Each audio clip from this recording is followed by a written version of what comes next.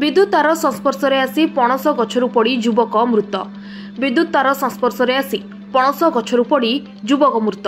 एभली अभावनीय घटना देखा मिली गजपति जिला नुआगढ़ ब्लॉक खजुरीपदा गाँव में। रामगिरी गाँवर कालिया चौधरी नामक युवक तांको भौणी घर को जाइथिले।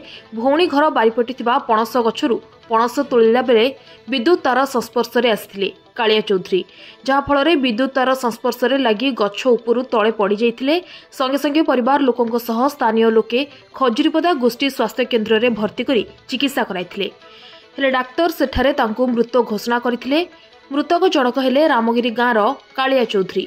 हेले विद्युत संस्पर्श में मृत्यु होइथिबा बेले विद्युत विभाग कर्मचारी घटनास्थल में पहुंची नथिबारु राजरास्ता स्थानीय लोकों सह परिवार लोके रास्ता रोक करने सह उत्तेजना करथिले। विद्युत विभाग पक्षरु 4 लाख टंका क्षतिपूरण और तांको स्त्री को चाकरी जोगाई देबा पई प्रतिश्रुति मिलबा परे रास्ता रोक हटिथिला।